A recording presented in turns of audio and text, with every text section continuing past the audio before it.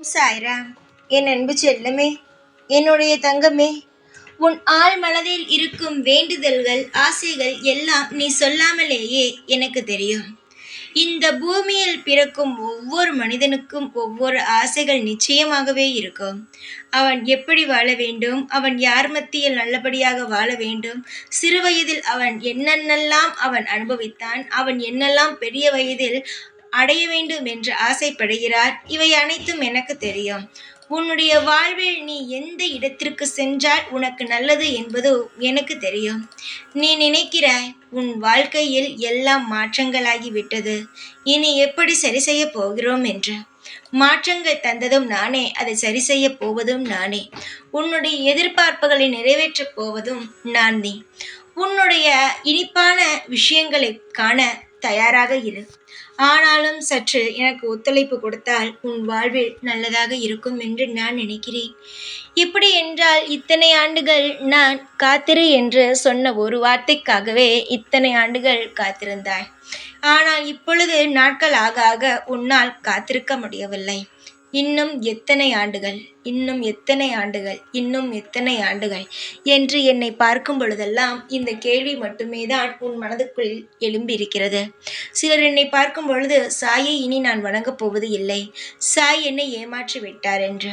சிலரோ அதற்கு எதிராக சாய் என்னை எவ்வளவு சோதித்தாலும் அவரை விட்டு நான் ஒரு பொழுதும் நகரமாட்டேன் என்று சொல்பவர்களும். புரிகிறதா? இப்படித்தான்.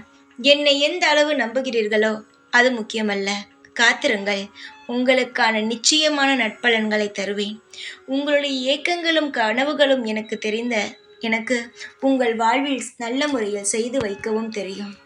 ஒவ்வொரு கஷ்டங்கள் வரும் பொழுதும் ஒன்றே ஒன்று நினைத்து கொள்ளுங்கள், இதுவும் மாறும் என்ற ஒரு விஷயத்தை. நான் பேசும் பொழுது வார்த்தைகளானது உனக்கு ஆறுதலாக இருக்கும். இது ஆறுதலான வார்த்தைகள் மட்டுமல்ல, உன் வாழ்வில் அடுத்தடுத்த கட்டங்கள் நடக்கப் போகும் வார்த்தைகள். நான் எளிதில் யாரிடமும் வந்து எந்த விஷயத்தையும் பகிர்வது கிடையாது. உண்மை, நேர்மை இப்படி இருப்பவர்களிடம் மட்டுமே தான் இந்த சாயாகிய நான் பேசுகிறேன்.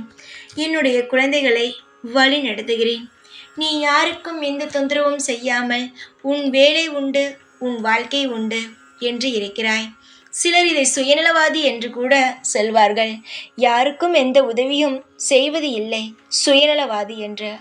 ஆனால் வாழ்க்கையில் நீ எவ்வளவு கஷ்டப்படுகிறாய், ஒவ்வொரு ரூபாய்க்கும் எவ்வளவு போராட்டம் போராடுகிறாய் என்பது மற்றவர்களுக்கு தெரியாதல்லவா? அதனால் வாய்க்கு வந்தது அவர்கள் பேசுவார்கள். அந்த விஷயத்தை அனைத்தையும் மனதுக்குள் வைத்து கொள்ளாதே. உனக்கென்று ஒரு தகுதி வரும்.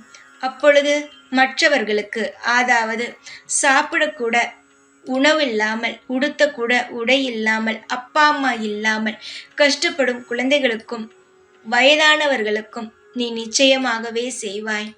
இப்பொழுது உன் சொந்தத்திற்கு செய்யவில்லை என்பதற்காக பலர் பலவிதமாக பேசினாலும் அதை எதையும் நினைத்து நீ கவலைப்பட வேண்டாம். உன்னுடைய எதிர்காலத்தை நல்ல முறையில் உருவாக்குவேன். நல்லவர்களாக பார்த்து உதவி செய், நிச்சயம் நல்லதுவே நடக்கும்.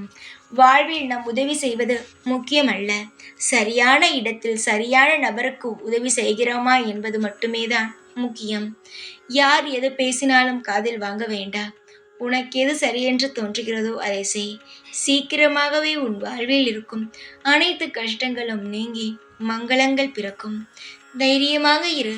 எப்பொழுதும் உன் கூடவே தான் இருப்பேன். இந்த சாய்நாத். ஓம் சாய்ராம்.